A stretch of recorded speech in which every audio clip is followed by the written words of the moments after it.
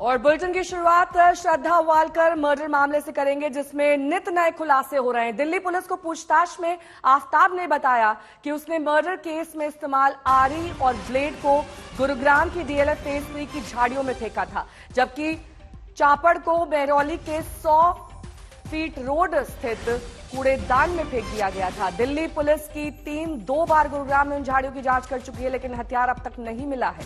पहले दिन 18 नवंबर की जांच के बाद दिल्ली पुलिस की टीम गुरुग्राम की झाड़ियों से कुछ सबूत लेकर निकली थी, जिसे CFSL जांच के लिए भेज दिया गया था। इसके बाद 19 नवंबर की जांच में दिल्ली पुलिस मेटल डिटेक्टर के साथ गुरुग्राम गई थी, लेकिन उस दिन दिल्ली पुलिस खाली हाथ वापस लौट आई थी। दिल्ली पुलिस आफ्ताब को उस दुकान पर लेकर गई जहां से आफ्ताब ने आरी में लगने वाला ब्लेड खरीदा था। हार्डवेयर की यह दुकान आफ्ताब के घर से महज 250 मीटर की दूरी पर है। हिमांशु मिश्रा मेरे सहयोगी इस वक्त तमाम जानकारी के साथ जुड़ गए हैं। हिमांशु, देखिए, लगातार आफ्ताब खुलासे तो कर रहा है, लेकिन ये खुलासे दरअसल पुख्ता सबूत के तौर पर सामने नहीं आ रहे। महज हत्या के समय इस्तेमाल हथियार पुलिस के पास नहीं है, मोबाइल फोन्स नहीं है, तो अब आगे तफ्तीश कैसे बढ़ेगी? यही चीजें जोड़ने के लिए पुलिस उसके पॉलीग्राफी टेस्ट और नार्को टेस्ट की उन्होंने कोर्ट से मंजूरी ली है। दरअसल देखिए, इस वक्त जहां मैं खड़ा हूं, यहां से मैं आपको दिखाता हूं, तकरीबन 700 मीटर के आसपास उसका घर है, आफ्ताब ने जहां पर रेंटेड फ्लैट लिया था। उसके बाद जब वो तकरीबन 250 मीटर जब आप आगे आएंगे तो वहां पर एक मार्केट है, जिसमें बंसल स्टील्स की वो दुकान है, जहां से खुद वो पुलिस की टीम को लेकर पहुंचा था और उसने कहा था कील, हथौड़ी, 2 हथौड़ियां और इसके अलावा आरी वहां से उसने खरीदी थी। दुकान मालिक का पुलिस ने स्टेटमेंट लिया है। उसके बाद आगे की तरफ मैं आपको दिखाता हूं, आगे लेफ्ट की तरफ वो महरौली का जंगल है, जहां पर पहुंच करके उसने कहा था कि श्रद्धा के शव को टुकड़ों को फेंका है। पूछताछ जब आगे बढ़ी तो आप ये देखिए, जो गली उसकी बाहर की तरफ आती है, यहाँ भी एक छोटा सा ये एरिया है, यहाँ पर भी, और वहां दूसरी तरफ मैं आपको आगे की तरफ दिखाता हूँ, अपने कैमरामैन से कहते हैं, जहां पर लोग कूड़ा फेंकते हैं और यहाँ से कूड़ा उठाया जाता है। रोड की आप राइट साइड देखेंगी तो यहाँ पर क्या है, उसने कहा कि कुछ चीजें जो हथियार है यहाँ पर भी फेंक दिया। कभी गुड़गांव की बात आती है, कभी यहाँ की बात आती है। गुड़गांव की जब बात सामने आई थी तो दिल्ली पुलिस की टीम मेटल डिटेक्टर के साथ 19 नवंबर को पहुंची। पहले 18 नवंबर को पुलिस पहुंची थी, फिर 19 नवंबर को पुलिस पहुंची। मेटल डिटेक्टर लेके पहुंची कि अगर आ रही होगी तो झाड़ियों में से खोजने में पुलिस को आसानी होगी, लेकिन 19 नवंबर को पुलिस को वहां से कुछ नहीं मिला। तो लगातार पुलिस को इसीलिए आशंका हो रही है कि जो आफ्ताब है वो जो पूरी इंक्वायरी है, कहीं उसे गुमराह तो नहीं कर रहा, पूरी इन्वेस्टिगेशन को गुमराह तो नहीं कर रहा, जो भी बयान दे रहा है उसमें कितनी सच्चाई है, यही जानने के लिए अब पॉलीग्राफी टेस्ट और नार्को टेस्ट का पुलिस सहारा लेगी, ताकि ये पता लग सके कि इतने दिनों से, आज 10वां दिन है, कोर्ट में पेशी है नहीं आज, क्योंकि आज 10 दिन की रिमांड उसकी पूरी हो रही है। तो 10 दिनों से पुलिस इन तमाम जंगलों की, इन सारी जगहों की, गुड़गांव की, हिमाचल प्रदेश की, उत्तराखंड की जो खाक छानी है, वहां से जो कुछ भी उसे मिला है वो कितना कारगर साबित होगा। ठीक है, हिमांशु बने रहे हमारे साथ, आपके पास लौटेंगे। इस बीच आपको ये बता दें कि श्रद्धा मर्डर मामले में अब तक पुख्ता सबूत न मिलने से सारी निगाहें अब आफ्ताब के नार्को और पॉलीग्राफिक टेस्ट पर टिक गई हैं। आफ्ताब का आज नार्को टेस्ट मुमकिन है, लेकिन दिल्ली पुलिस उसका पॉलीग्राफिक टेस्ट पहले करवाना चाहती है। इसकी इजाजत पुलिस को मिल भी गई।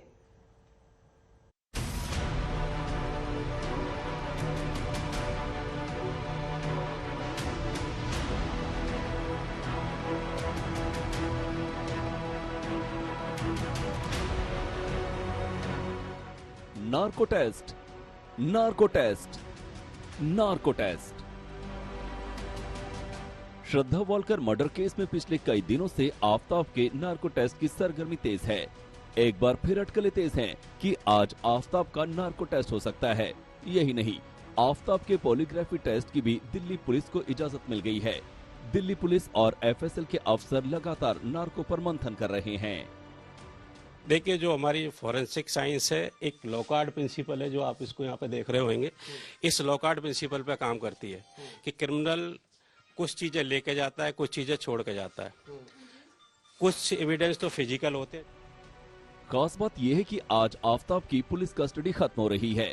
तय है कि सबूतों की बरामदगी के लिए पुलिस एक बार फिर कस्टडी बढ़ाने की मांग करेगी, लेकिन ठोस सबूत अब तक न जुटा पाने को लेकर दिल्ली पुलिस को कोर्ट की फटकार का भी सामना करना पड़ सकता है। आज की सुनवाई में आफ्ताब की पेशी वीडियो कॉन्फ्रेंसिंग के जरिए होगी। आफ्ताब पर शिकंजा कसने के लिए पुलिस श्रद्धा की बॉडी पार्ट ढूंढने में लगी है। अहम सुराग के रूप में अब तक श्रद्धा के सिर का हिस्सा नहीं मिला है। हालांकि पुलिस सूत्रों के मुताबिक मेहरौली के जंगल से पुलिस को जबड़े का हिस्सा और 3 और हड्डियां मिली हैं। ये श्रद्धा की हैं या नहीं, जांच से पता लगेगा। लेकिन बरामद जबड़े के हिस्से में एक दांत में कैप लगा हुआ है और मुंबई में श्रद्धा ने दांत का रूट कैनाल ट्रीटमेंट कराया था। पुलिस ने जबड़े के हिस्से को जांच के लिए भेज दिया है। इस बीच कुछ और ऐसे खुलासे हुए हैं जिससे आफ्ताब बुरी तरह घिरता जा रहा है। आज तक के पास सबूत है कि आफ्ताब 3 से 4 नंबर इस्तेमाल करता था। अब तक आफ्ताब द्वारा 2 नंबर इस्तेमाल किए जाने की बात सामने आ रही थी। आफ्ताब ने जिस नंबर से फ्रिज मंगवाया वो नंबर श्रद्धा के नाम पर रजिस्टर्ड है। फेसबुक पर लॉगिन करने के लिए श्रद्धा उसी नंबर का इस्तेमाल किया करती थी। सूत्रों की माने तो उसने अलग अलग काम के लिए अलग अलग सिम कार्ड लिए होंगे। कई और मोर्चों पर भी मिल रहे सबूतों के बाद अब शातिर आफ्ताब घिरता जा रहा है। मसलन उस दुकानदार ने पुलिस को पूरा सच बता दिया है कि कैसे आफ्ताब ने उसकी दुकान से आरी से लेकर 2 हथौड़े खरीदे थे। शातिर दिमाग इस हैवान ने दुकानदार से कीले भी खरीदी ताकि दुकानदार उसे कारपेंटर समझे। उनसे आरी ब्लेड्स, कीले और हैमर वगैरह लेके गया था। क्या इसी टाइप की चीजें थी वो जो आपकी दुकान के सामने? बिल्कुल सर, इसी टाइप की चीजें थी। ये आरी ब्लेड, ये सर 10 रुपए का ब्लेड आता है आरी का ओनली। क्या काट सकते हैं सर? इससे आप लोहा, लकड़ी कुछ भी काट सकते हैं। लोहा भी काट सकते हैं सर। पुलिस लेकर आफ्ताब को दुकान पे आई? जी, पुलिस आफ्ताब को लेकर। ये सारी चीजें आफ्ताब ने ही आइडेंटिफाई कर? जी, उसी ने आइडेंटिफाई कराई है कि मैं ये सामान यहाँ से लेके गया था। आपकी दुकान पे? बिल्कुल, मैं अब तक मिले तमाम सुराग आफ्ताब पर कानूनी शिकंजा कसने के लिए काफी हैं, लेकिन जब तक श्रद्धा के मर्डर का पुख्ता सबूत न मिल जाए तब तक आफ्ताब को सजा दिलाना दिल्ली पुलिस के लिए काफी मुश्किल होगा। दिल्ली से हिमांशु मिश्रा, आशुतोष मिश्रा और अरविंद ओझा के साथ आज तक ब्यूरो। हिमांशु मिश्रा मेरे सहयोगी इस वक्त तमाम जानकारी के साथ जुड़े हुए हैं। हिमांशु, पॉलीग्राफिक टेस्ट और नार्को टेस्ट आज होगा, इसकी कितनी संभावना है? देखिए, इसके लिए एक्सपर्ट है, एक्सपर्ट से बात पुलिस कर रही है। जो CFSL के अधिकारी हैं, FSL के अधिकारी, उनसे पुलिस बात कर रही है। जो डॉक्टर्स रहेंगे उनसे पुलिस बात कर रही है। आज देखिए, आज का दिन महत्वपूर्ण इसलिए भी है नेहा, क्योंकि आज 10 दिन की रिमांड पूरी भी हो रही है और आज शाम तक पुलिस को कोर्ट में प्रोड्यूस भी करना है आफ्ताब को। 4 दिन की रिमांड और पुलिस ले सकती है, क्योंकि 14 दिन की टोटल रिमांड पुलिस को ऐसे मामलों में मिल सकती है, जिसमें से 10 दिन की रिमांड आज पूरी होगी। तो आगे की प्लानिंग कैसे पुलिस बना रही है, किस तरीके से पुलिस इस केस में आगे बढ़ेगी, ये देखना होगा कि क्या पुलिस 4 दिन की जो रिमांड है वो आज कोर्ट में उसकी मांग करती है और इन्हीं 4 दिनों में आगे ये तमाम जो साइंटिफिक टेस्ट हैं वो करवाती है, या फिर वो कोई और इन्वेस्टिगेशन जो है उसको लेकर के आगे बढ़ती है। पुलिस के तमाम अधिकारियों से हमने बात करने की कोशिश की। पुलिस के जो सूत्र है वो हमें यही बता रहे हैं कि अभी लगातार जो आला अधिकारी हैं वो इस पूरे मामले पर नजर बनाए हुए हैं और लगातार बेस्ट पॉसिबल जो हर एंगल से जांच है वो की जा रही है। ठीक है, बहुत बहुत शुक्रिया इस तमाम जानकारी के लिए आपका हिमांशु। अब वापस लौटेंगे, राजनीतिक खबरों का रुख करेंगे। दिल्ली में एमसीडी चुनाव में बीजेपी और आम आदमी पार्टी के बीच जुबानी जंग तेज है। आज कैश फॉर टिकट के आरोपों को लेकर बीजेपी ने आप के खिलाफ हमला और तेज कर दिया है। एक बार फिर बीजेपी ने नया पोस्टर जारी किया और इसे आप टिकट मेगा सेल का नाम दिया। आरोपों के मुताबिक एमसीडी चुनाव में आपका टिकट 90 लाख में बिक रहा है। तो एमसीडी चुनाव में टिकट बिक्री पर बीजेपी का आरोप, जिसमें बाकायदा कल प्रेस कॉन्फ्रेंस संबित पात्रा ने की। उसमें एक स्टिंग ऑपरेशन दिखाया गया जिसमें यह साफ हो रहा था कि आपके टिकट किस तरीके से 90 लाख में बेचे जा रहे हैं। तो हमलों की ये नई किश्त अब बीजेपी की ओर से, जिसमें बीजेपी ये कह रही कि जनता में सब दिखता है कि आपका टिकट बिकता है।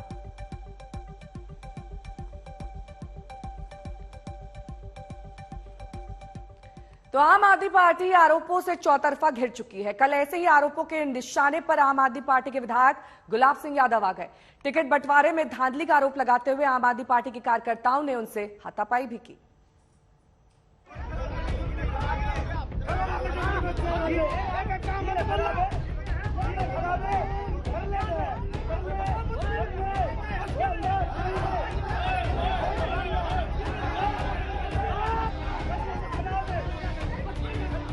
दे दनादन।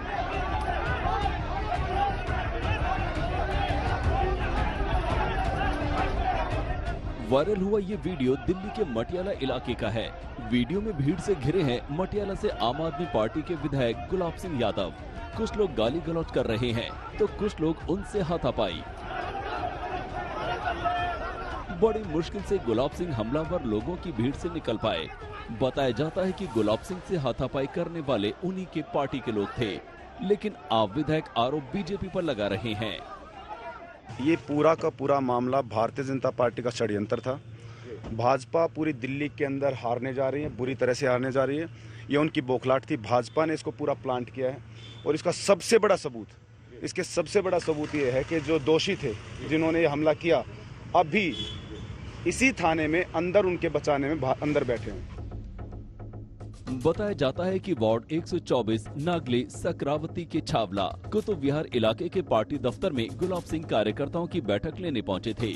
बैठक में कुछ कार्यकर्ताओं में टिकट वितरण में धांधली का इल्जाम लगाया और ये विवाद इस कदर बढ़ गया कि नौबत हाथापाई पर आ पहुंची।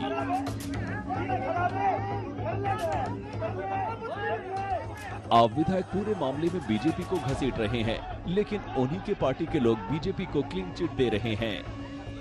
हमला कुछ नहीं, वो थोड़ी सी गर्मा गर्मी हो गई टिकट को ना मिलने को लेकर के, तो उसमें कुछ आरोप प्रत्यारोप में कुछ विधायक जी ने बोला, कुछ दूसरों ने बोला और उसमें ही आपसी ये मतभेद की वजह से जो ये हालात बने उस हिसाब से बन गए। तो गुलाब सिंह का कहना है कि ये तो बीजेपी का षड्यंत्र है, क्योंकि जिसको नहीं मिला टिकट उसके साथ मिलकर बीजेपी षड्यंत्र रच रही है। नहीं, देखिए मतलब ये चीज़ थोड़ा सा गलत हो जाएगा, क्योंकि सब अपने थे, बीच में हो सकता है कुछ लोग आए हों। देखिए जग जाहिर है, सबको पता है मुद्दा क्या है। अब जो कार्यकर्ता मेहनत करता है, काम करता है, उसको उसके मन में होता है कि उसको जो है पार्टी की तरफ से टिकट मिले, पार्टी की तरफ से जो है उसको सम्मान मिले। लेकिन जब कुछ पैसे लेकर के आप जो है करोड़ 2 करोड़ रुपए देख करके पूंजीपति लोगों को आप जो है टिकट बांटना शुरू कर देते हो, तो उसका अंजाम यही होता है जो आज गुलाब सिंह जी के साथ हुआ है। आप विधायक से हाथापाई का वीडियो वायरल होने के बाद बीजेपी ने भी आम आदमी पार्टी पर हमला बोला है। बीजेपी प्रवक्ता संबित पात्रा ने वीडियो ट्वीट करते हुए लिखा, जो आए थे भ्रष्टाचार के खिलाफ लड़ाई लड़ने, आज उनकी भ्रष्टाचार के लिए पिटाई हो रही है। ये वही लोग हैं जो कभी देश के भ्रष्टतम लोगों का नाम जारी करते थे, बाद में उन्हीं लोगों के साथ जाकर गलबैयां करने लग गए। दिल्ली में एमसीडी चुनाव का प्रचार जोरों पर है। जाहिर है इस वीडियो पर सियासी शोर मचेगा। ओपी शुक्ला, दिल्ली, आज तक।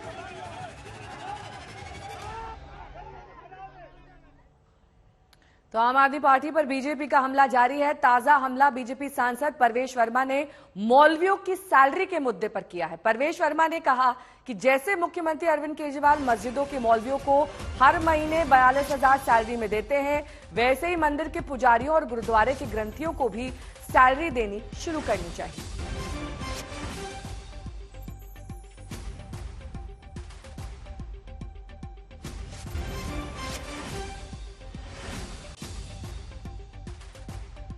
दिल्ली के समस्त मंदिर और गुरुद्वारे के पुजारियों और ग्रंथियों से अपील करना चाहता हूं कि आप भी दिल्ली के मुख्यमंत्री अरविंद केजरीवाल को एक पत्र लिखें और उस पत्र में लिखें कि आदरणीय केजरीवाल जी, जैसे आप दिल्ली के मस्जिद के मौलवियों को और मोजीनों को 42,000 रुपए की सैलरी हर महीने देते हैं, वैसे ही हमारे मंदिर के पुजारियों को और उनके सहयोगियों को और हमारे गुरुद्वारे के ग्रंथियों को और उनके सहयोगियों को भी हर महीने 42,000 रुपए की सैलरी देने की कृपा करें और 3 दिन के अंदर में अपने फैसले से हमें अवगत कराएं। और अगर दिल्ली के मुख्यमंत्री अरविंद केजरीवाल जी कोई अपना फैसला नहीं बताते तो हमें अपने मंदिर और गुरुद्वारों के बाहर में बोर्ड लगा देना चाहिए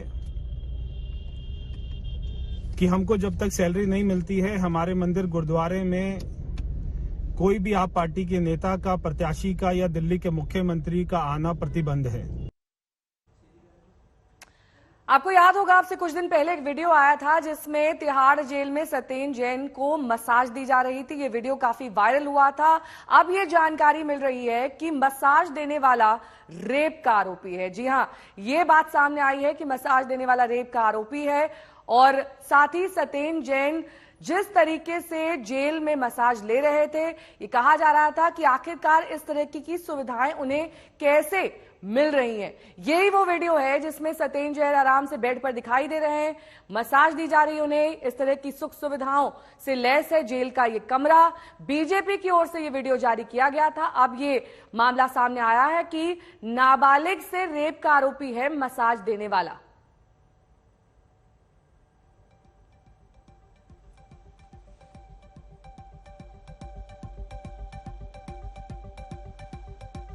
आरोपी दरअसल फिजियोथेरेपिस्ट नहीं बल्कि एक रेप का आरोपी है। जेल में सत्येंद्र जैन को मसाज देने का ये वीडियो बीजेपी की ओर से जारी किया गया और अब ये बात सामने आ रही है कि ये व्यक्ति दरअसल रेप का आरोपी है, कोई फिजियोथेरेपिस्ट नहीं है।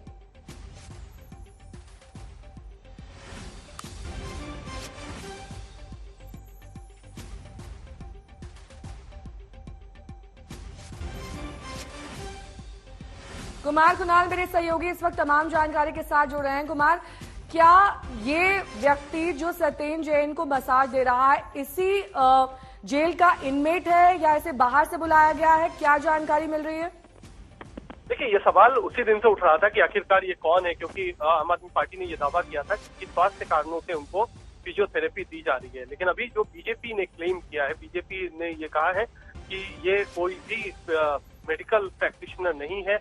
ऐसा नहीं है कि वो किसी फिजियोथेरेपिस्ट से मसाज ले रहे थे, बल्कि बीजेपी का ये दावा है कि ये एक जेल का इनमेट है, जेल का कैदी है जिसका नाम रिंकू है और वो इनको मसाज दे रहा था और वो रेप के मामले में, यानी रेप के मामले में जेल में बंद है। तो ये बीजेपी का जो दावा है ये बहुत सनसनीखेज है अपने आप में, क्योंकि आम आदमी पार्टी ने जिस तरीके से कहा था कि मेडिकल कंडीशन ऐसी है कि उनको सत्येंद्र जैन को एक फिजियोथेरेपी चाहिए थी और इसीलिए मसाज दिया जा रहा था। और यहाँ तक कि मनीष सिसोदिया ने यह भी दावा किया था कि बीजेपी को इस पूरे मसले पर शर्म आनी चाहिए, क्योंकि एक व्यक्ति जो कि तिहाड़ में भर्ती है और उसकी मेडिकल कंडीशन का मजाक उड़ाया जा रहा है। तो अब जो नया दावा है बीजेपी की तरफ से वो काफी चौंकाने वाला है और वो चौंकाने वाला ये है कि ये एक ऐसा व्यक्ति है जो कि रेपिस्ट है जिससे कि ये मसाज दिया जा रहा था। तो अपने आप में ये जांच का विषय भी और निश्चित तौर पर इस पर हमारी भी निगाह रहेगी कि आखिरकार कौन सा ये व्यक्ति है और जेल प्रशासन इस पर आधिकारिक तौर पर क्या कुछ बयान। तो ये देखिए, अब हम आपको दिखा रहे हैं उस सीसीटीवी फुटेज में वो व्यक्ति जो सत्येंद्र जैन को मसाज दे रहा था। और जैसा कि कुमार बता रहे हैं कि लगातार बीजेपी के हमलों से आप घिरी हुई है कि कैसे एक जेल में बंद व्यक्ति को इस तरीके की सुविधाएं दी जा रही थी, वो भी एक ऐसे व्यक्ति द्वारा जो कि खुद रेप का आरोपी है, मसाज देने वाला रेप का आरोपी है। बीजेपी की ओर से अब कहा जा रहा है, वो भी साथ में यह भी कहा गया है कि ये कोई फिजियोथेरेपिस्ट नहीं बल्कि एक रेप का आरोपी है।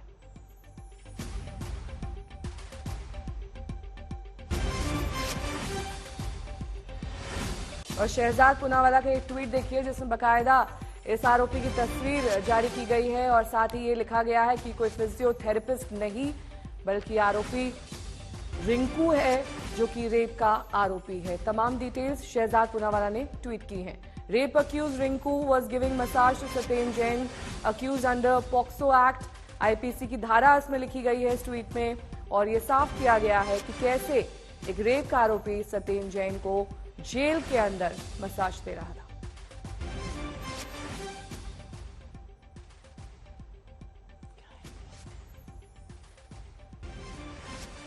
बीजेपी नेता हरीश खुराना इस वक्त हमारे साथ फोन लाइन पर जुड़ गए हैं। हरीश जी, देखिए, पहले तो ये सीसीटीवी ने बवाल मचाया, अब ये पता चल रहा है कि दरअसल मसाज देने वाला एक रेप का आरोपी है। ये क्या कुछ चल रहा है तिहाड़ जेल के अंदर? नेहा जी बहुत ही शॉकिंग है। और कल तक तो आम आदमी पार्टी के नेता और मनीष सिसोदिया कहते थे कि वो तो फिजियोथेरेपी करा रहे हैं। आज फिजियोथेरेपी ना करा के प्रूव हो गया कि मसाज हो रहा है। मसाज भी रेप एक्यूज, और रेप एक्यूज भी नहीं, माइनर रेप एक्यूज।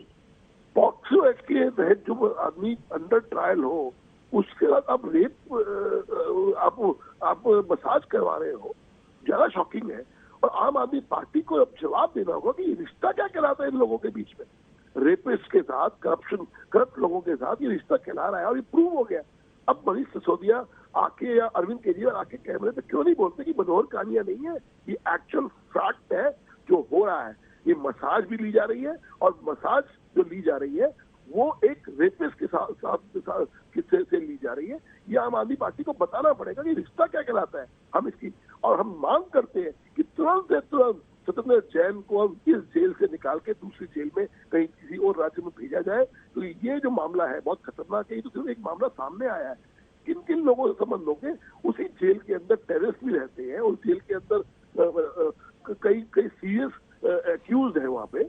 उन लोगों के साथ क्या संबंध हो रहे हैं इन लोगों के, हमें देखना पड़ेगा। और सुकेश के साथ भी जो संबंध सामने है, सुकेश ने भी तो यही बोला कि मेरा संबंध सत्येंद्र जैन के साथ जेल के अंदर हुआ और मैं पैसे दिए मैंने। ये सब मामले सामने आ रहे हैं। ये बहुत खतरनाक मामले हैं, बहुत सीरियस मामले हैं। आम आदमी पार्टी इसको सिर्फ ये कह के कि मनोहर कहानियां है, इसको टाल नहीं सकती है।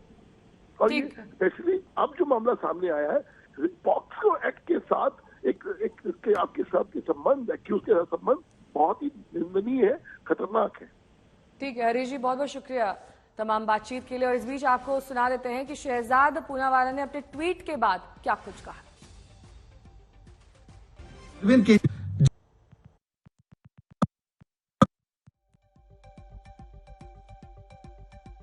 शहजाद पूनावाला ने अपने ट्वीट के जरिए बताया कि पॉक्सो का मामला इस व्यक्ति के खिलाफ दर्ज है जिसने सत्येंद्र जैन को मसाज दी।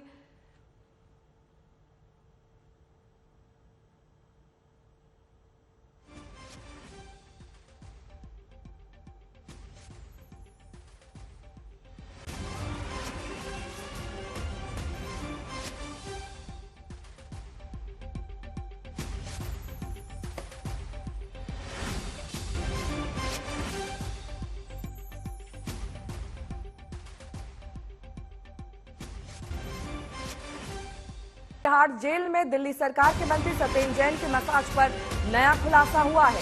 जैन को मसाज देने वाले रिंकू नामक शख्स एक रेप का आरोपी है। ये बात बीजेपी ने अब साफ तौर पर अपने ट्वीट के जरिए, अपने बयानों के जरिए कही है कि आरोपी रिंकू जो मसाज कर रहा था वो दरअसल रेप का आरोपी है। उस पर पॉक्सो के तहत मामला दर्ज है। वो फिजियोथेरेपिस्ट नहीं था बल्कि नाबालिग के साथ रेप का आरोपी है। इस शख्स की पहचान रिंकू के तौर पर की गई थी जिससे सत्येंद्र जैन अपनी मसाज करा रहे थे। ये वीडियो काफी वायरल हुआ था, इसे बीजेपी ने जारी किया और लगातार बीजेपी आप पर इसे लेकर हमलावर थी।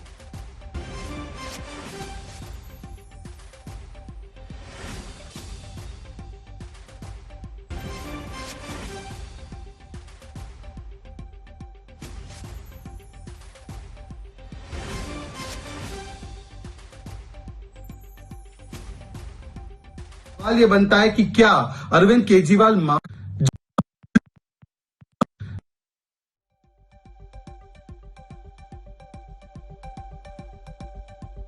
जिसको फिजियोथेरेपिस्ट बता रहे थे अरविंद केजरीवाल, मनीष सिसोदिया, वो फिजियोथेरेपिस्ट नहीं, वो रेपिस्ट है। वो एक ऐसा व्यक्ति है जो तिहाड़ में पॉक्सो एक्ट के तहत और 376 आईपीसी के तहत रेप के मामले के तहत एक अक्यूज है, एक उसके ऊपर गंभीर आरोप है। और ऐसे व्यक्ति से मालिश करवाने को अरविंद केजरीवाल, मनीष सिसोदिया कह रहे थे ये फिजियोथेरेपी है।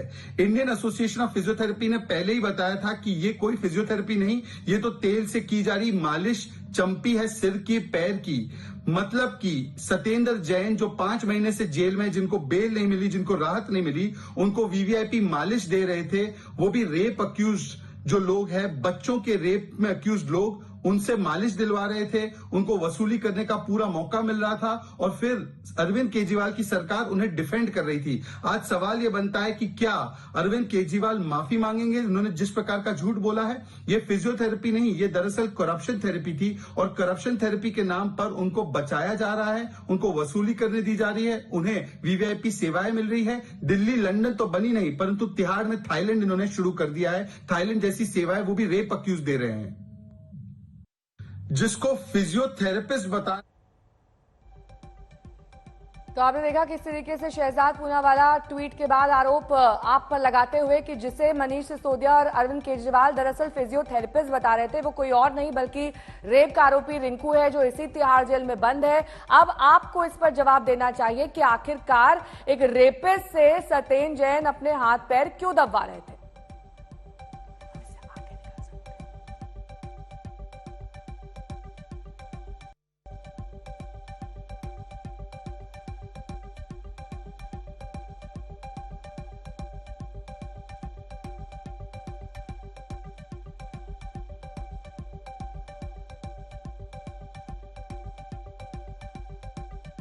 नवंबर को ये सीसीटीवी वीडियो जारी किया गया था जिसमें तिहाड़ जेल में मंत्री सत्येंद्र जैन मसाज कराते हुए दिखाई दे रहे थे। तब ये मुद्दा काफी गरमाया था, लेकिन अब एक बार फिर से सवालों के घेरे में है आप, क्योंकि शहजाद पूनावाला ने ट्वीट कर रिंकू पर रेप के केस की जानकारी दी है।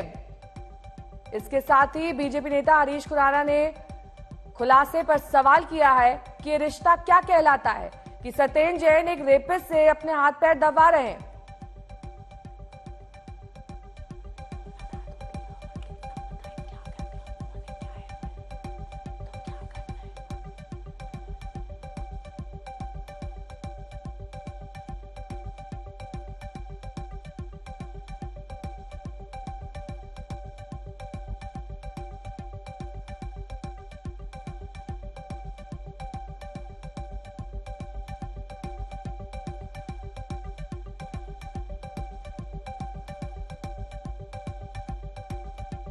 नहीं मिली, उनको वीवीआईपी मालिश दे रहे थे, वो भी रेप अक्यूज जो लोग हैं, बच्चों के रेप में अक्यूज लोग, उनसे मालिश दिलवा रहे थे, उनको वसूली करने का पूरा मौका मिल रहा था और फिर अरविंद केजरीवाल की सरकार उन्हें डिफेंड कर रही थी। आज सवाल यह बनता है कि क्या अरविंद केजरीवाल माफी मांगेंगे? उन्होंने जिस प्रकार का झूठ बोला है, ये फिजियोथेरेपी नहीं, ये दरअसल करप्शन थेरेपी थी और करप्शन थेरेपी के नाम पर उनको बचाया जा रहा है, उनको वसूली करने दी जा रही है, उन्हें वीवीआईपी सेवाएं मिल रही है। दिल्ली लंदन तो बनी नहीं, परंतु तिहाड़ में थाईलैंड इन्होंने शुरू कर दिया है। थाईलैंड जैसी सेवाएं, वो भी रेप अक्यूज दे रहे हैं।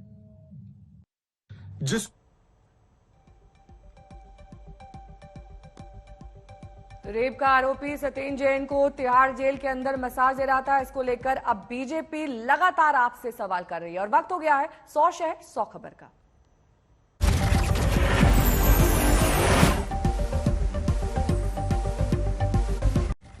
गुजरात की चुनावी लड़ाई अब औकात तक आ गई है। एक तरफ चुनावी दांव है तो दूसरी तरफ जुबानी वार शुरू हो गया है। गुजरात दौरे पर पहुंचे पीएम ने अभद्र भाषा को मुद्दा बनाकर विपक्ष पर ताबड़तोड़ हमले किए। चुनावी समर में वार पलटवार का दौर शबाब पर है। अहंकार जुओ भाइयों, अहंकार जुओ। मोदी को उसकी औकात दिखा देंगे। अरे हूं तो सेवक छू, હું તો સેવાદાર છું અને સેવક કે સેવાદારની એવી औकात હોતી છે। અરે તમે મને નીચ પણ કહ્યો, નીચી જાતિનો પણ કહ્યો, અરે તમે તો મને મોટો સોદાગરો પણ કહ્યો। प्रगति, विकास, उन्नति, आगाज। गुजरात के चुनावी समर में अब तक इन शब्दों की चर्चा थी।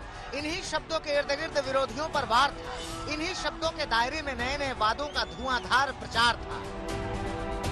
पर पहले चरण के मतदान से ठीक 10 दिन पहले पीएम मोदी ने चुनाव का पूरा रुख ही मोड़ दिया। गुजराती गौरव वाली अस्मिता को औकात वाली जंग से जोड़ दिया। सुरेंद्र नगर की चुनावी सभा में पीएम मोदी ने कांग्रेस पार्टी पर तीखा वार किया। औकात वाले बयान पर अपने अंदाज में जवाब दिया। વિકાસના મુદ્દાની ચર્ચા નથી કરતા। એ કોંગ્રેસ વાળા કહે છે આ મોદીને એની औकात બતાવી દઈશું। औकात मोदी को उसकी औकात दिखा देंगे। अहंकार जो भाइयों, अहंकार जो, मोदी को उसकी औकात दिखा देंगे। अरे माँ बाप, તમે તો બધા રાજ પરિવારો છો, હું તો એક સામાન્ય પરિવારનું સંતાન છું। મારી કોઈ औकात નથી બાપા, તમે મારી औकात દેખાડવાની। અરે હું તો સેવક છું, સેવક છું, હું તો સેવાદાર છું, અને સેવક કે સેવાદારની એવી औकात होती है। दरअसल गुजरात के सियासी रण में कांग्रेस नेता मधुसूदन मिस्त्री ने बड़ा बयान दिया था। गुजरात चुनाव में पीएम मोदी को औकात दिखाने का ऐलान किया था। गुजरात में लगातार प्रचार कर रहे पीएम मोदी ने सुरेंद्र नगर में इस बयान का जवाब दिया।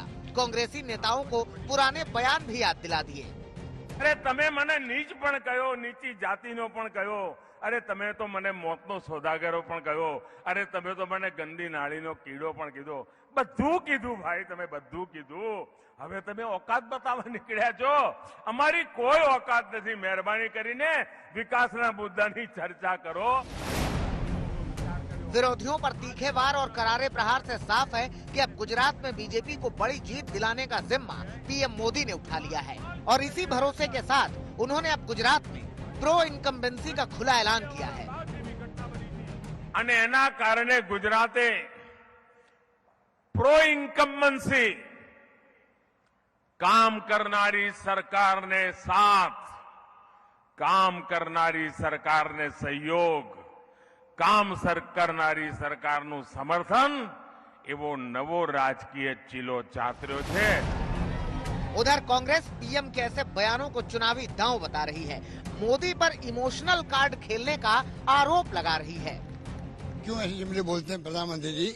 हम तो नीतियों की बात करते हैं, कार्यक्रम की बात करते हैं, सिद्धांतों की बात करते हैं। पता नहीं वो भावात्मक मुद्दे बना करके चुनाव जीतना चाहते हैं, जबकि हम चाहते हैं प्रिंसिपल पॉलिसी प्रोग्राम का आधार पर राजनीति। प्रदेश में पहले चरण के मतदान से ठीक पहले बीजेपी ने अपने एक्शन प्लान को जमीन पर उतार दिया है। पूरा का पूरा चुनाव प्रचार प्रधानमंत्री नरेंद्र मोदी के इर्द गिर्द ही ला दिया है। पीएम मोदी हर चुनावी रैलियों में गुजरात के विकास का मुद्दा उठा रहे हैं। प्रदेश का विकास रोकने वालों पर तीखा प्रहार कर रहे हैं। તેમને ભારતની જનતાએ પદ પરથી હટાવી દીધા છે, એવા લોકો પદ માટે યાત્રા કરી રહ્યા છે। પદ માટે યાત્રા કરે તો લોકશાહીમાં કરે, પરંતુ જેમણે ગુજરાતને તરસ્યું રાખ્યું, જેમણે ગુજરાતમાં માં નર્મદાને આવતી રોકવા માટે 40 વર્ષ સુધી કોર્ટ કચેરીઓ કરી, એવા નર્મદા વિરોધીઓના ખભે હાથ મૂકીને પદ માટે યાત્રા કરવા વાળાઓ, આ ગુજરાતની જનતા તમને સજા કરવાની છે, સજા। गुजरात में 27 साल से बीजेपी की सत्ता है। विजय के इस रथ को आगे बढ़ाने के लिए पीएम मोदी फिर पार्टी के सारथी बने हैं। पार्टी को विश्वास है कि मोदी का मैजिक गुजरात में असर दिखाएगा। मोदी के गृह राज्य में फिर से भगवा लहराएगा। अहमदाबाद से गोपी घांघर के साथ आज तक ब्यूरो। मधुसूदन मिस्त्री के बयान पर पीएम ने करारा पलटवार किया, मगर इसी औकात वाली लड़ाई पर जब राहुल गांधी से आज तक संवाददाता ने सवाल किया तो उन्होंने जवाब देने से मना कर दिया। He has said don't talk about his औकात. He has said don't talk about his औकात. Will you like to say anything? Rahul ji, Rahul Gandhi इस वक्त यहाँ पर इन्होंने अपनी यात्रा शुरू करी थी, सूरत से शुरू करी थी। यहाँ पर भारतीय जनता पार्टी को अटैक किया है। ये कहा कि भारतीय जनता पार्टी आदिवासियों को आदिवासी नहीं कहती, उन्हें वनवासी कहती है। Rahul ji, would you want to comment? Rahul ji, आप कमेंट करना चाहेंगे?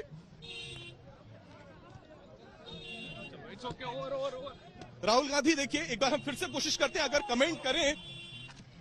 Rahul ji, Rahul sir, one comment. Rahul ji, I will not touch the card. Don't worry, I will not touch the card. Rahul sir, would you like to comment? One comment. Sir, one comment, sir. On Prime Minister Narendra Modi, sir. He's commented on you. Rahul Gandhi ने जवाब देने से मना कर दिया है, लेकिन फिर भी कोशिश करते हैं। अगर Rahul ji, Narendra Modi has said don't talk about his औकात. Congress should be talking about development only. Would you like to reply to him? Rahul ji,